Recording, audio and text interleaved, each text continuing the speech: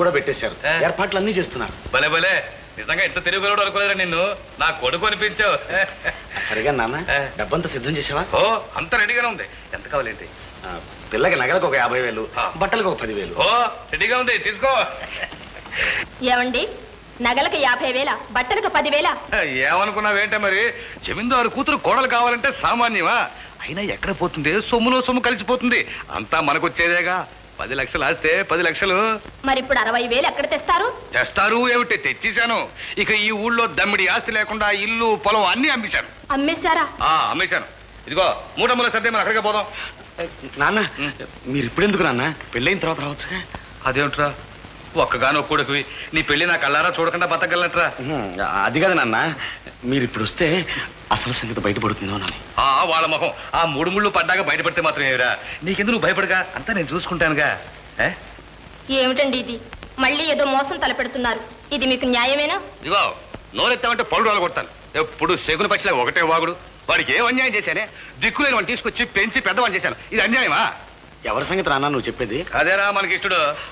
అయితే అన్నయ్య కాదు, దొన్నయ్య కాదు. వాడి తండ్రి రంగనాథం చావుకు సిద్ధమై వీడిని మనకు అప్పచెప్పిపోతే పెంచి పెద్దవాడిని చేశాను. ఇది చాలక ఉన్న ఆస్తి అంతా వాడి కట్టబెట్టాలంటుంది మీ అమ్మ, పెద్ద ధర్మదేవత. ఇదిగో శాంత, నువ్వు గాని పెళ్లిలో నోరు ఎత్తావా ఈగ మీద చంపేస్తానంటే.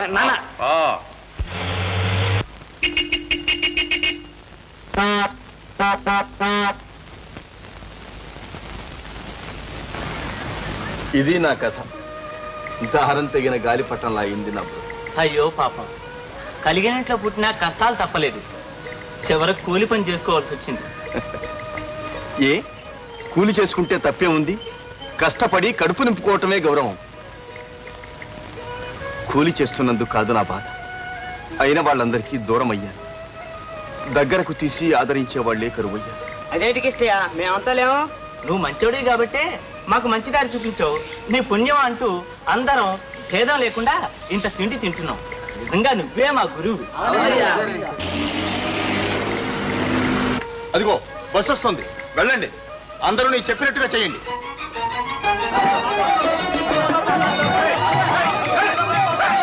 నేను చెప్పిన మర్చిపోయారా? వరుస నిలబడండి. దిగండి సార్. వెళ్ళు, తీసుకో.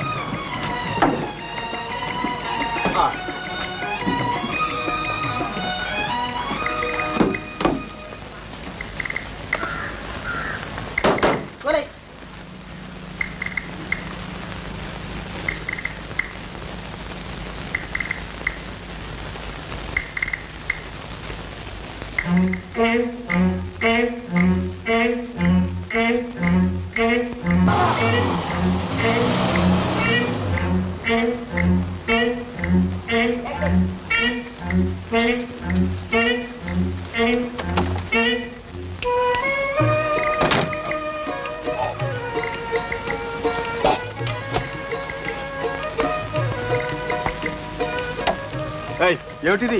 కోలే కోలే. ఇవ్వ 5 రూపాయలు. వాట్? Yes, 5 rupees. ఈ చిన్న సంచిని మోయటానికి 5 రూపాయల? ఏ ఈ చిన్న సంచి నువ్వు మోసుకుపోలేవు, దీనికి కూలి కావాలా? ఒళ్ళు బలిసి నేను మోసింది నీ సంచిని కాదయ్యా, నీ దర్జాని. ఇవ్వ 5 రూపాయలు. 5 రూపాయలు? ఎస్. తమ్ముడు ఆగు, ముందు మా విషయం తెలుసుకొని. మీటర్ వేసింది, త్వరగా తెలుసుకోండి. అరే, మీరంతా ఒకటిలాగే ఉందే. అవును, మానవ అభిమానం గల మనుషులంతా ఒకటే. ఇవ్వండి 10 రూపాయలు. 10? ఎస్. ఇప్పుడేగా 5 మరి జరిగిన ఆలస్యానికి ఆ మీటర్ చూపుతోంది, ఈ మీటర్ అడుగుతోంది. ఇవ్వు 10. 10.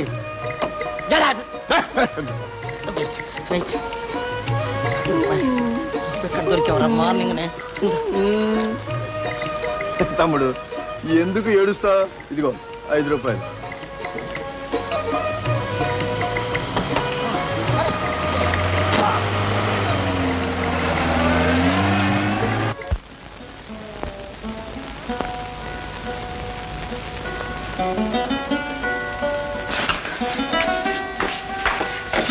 ఏమిటి లక్ష్మి? మా నాన్న వచ్చారు. ఏరి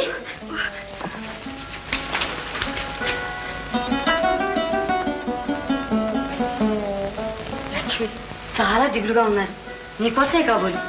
అవును కనుక నేనంటే ఆయనకి పంచ ప్రాణాలు. చిన్నప్పుడే తల్లి కరువైన నాకు ఏ లోటు రాకుండా పెంచి పెద్దదాన్ని చేశారు. తన ఆశలన్నీ నా మీదే పెట్టుకున్నారు. నేను వచ్చినప్పటి నుంచి అన్నం నీళ్లు కూడా ముట్టి ఉండరు. కనుక మా నాన్నకి కడుపు నిండా ఏదైనా పెట్టి పంపించు కనుక. నేనెందుకు? నువ్వే పెడుతుంటాను రా. వద్దు వద్దు. ఏ పాపం నీకోసం ఆయన అలా అల్లాడుతూ ఉంటే. నీకు తెలియదు కనుక, నీకు తెలియదు. ఆయన చాలా పట్టుదల మనిషి. అనుకున్న పనిని చేసేదాకా నిద్రపోడు. ఇప్పుడు కంటపడితే నన్ను తీసుకెళ్లి బలవంతంగా నా మెళ్ళో తాళి కట్టిస్తాడు. మా బావను నాకు శాశ్వతంగా దూరం చేస్తారు. నేను కనిపించకపోతే దిగులుతో కృషించిపోతాను. ముందుకు పోతే గొయ్యి, వెనక్కు పోతే నొయ్యి. నన్నేం చేయకుండా కరకు. అయితే ఉండు, నేను ఒక ఉపాయం చేస్తాను. ఎవరిక్కడ? పిలిస్తే ఎవరు పలకరే? ఏం కావాలయ్యా? తేవమ్మా ఒక కప్పు కాఫీ.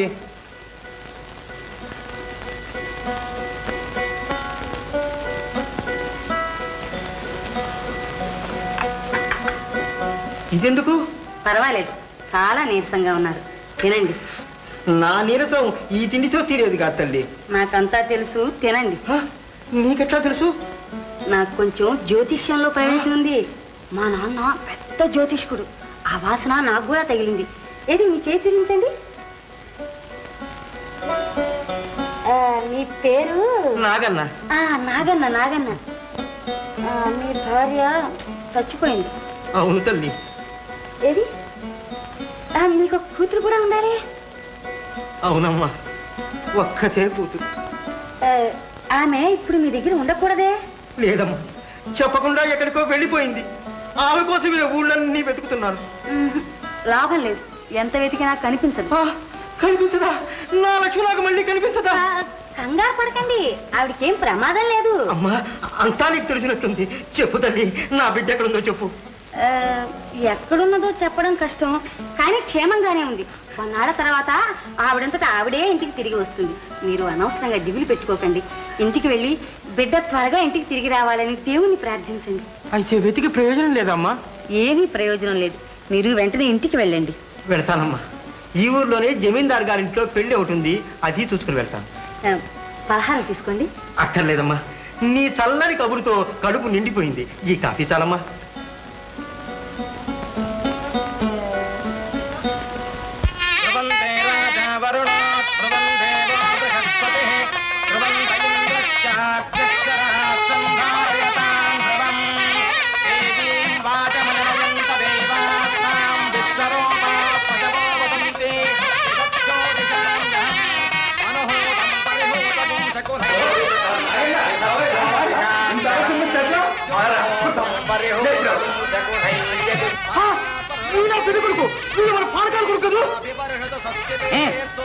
వాయించండి గారు, చూద్దాం కానివ్వండి.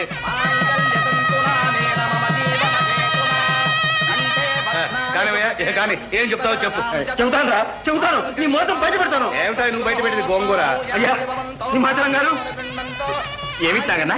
అయ్యా ఏమిటయ్యా ఇంత కళ్ళు మూసుకొని చేస్తున్నారు ఈ పెళ్లి? ఏమైంది బాబు? ఆగవయ్యా, నేనే చెప్తాను. బావగారు, చెప్తానండి. మీ అల్లుడిది రంగూను కాదు, బొంబాయి కాదు, మీ రంగాపురమే. వాడు ఈ పానకాల స్వామి సొంత కొడుకు. అంతేనా? ఇంకేమైనా చెప్తావా?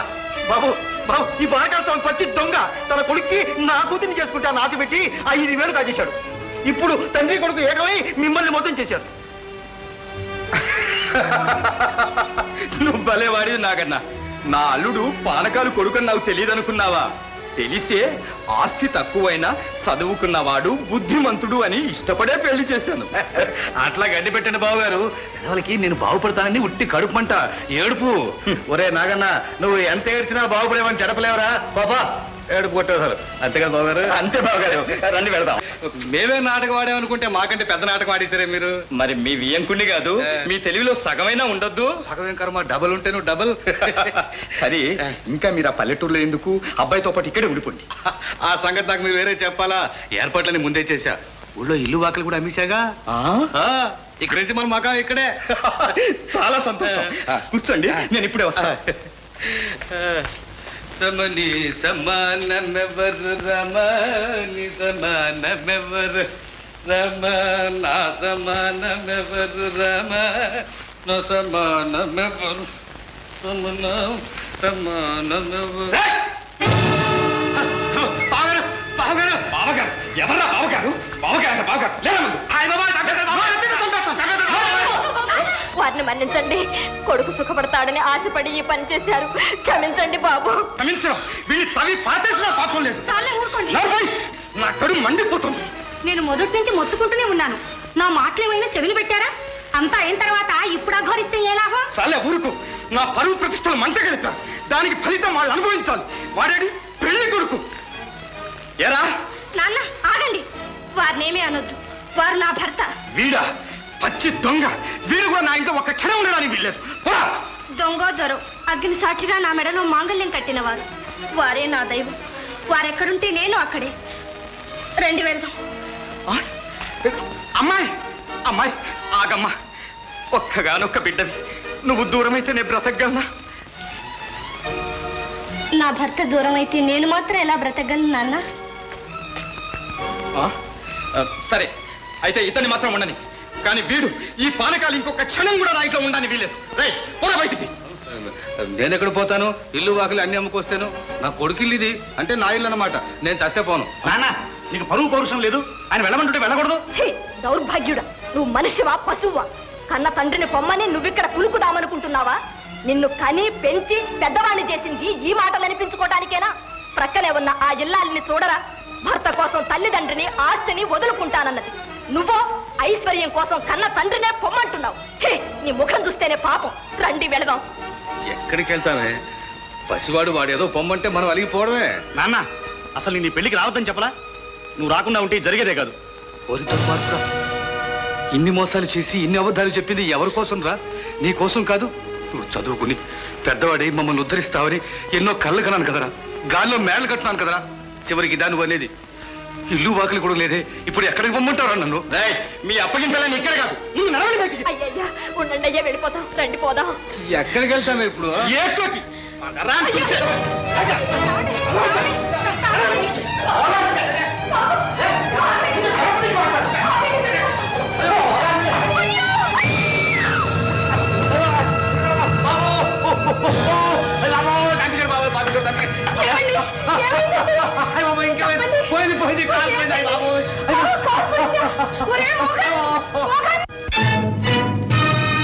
గాలి మేడ కూలిపోయరా,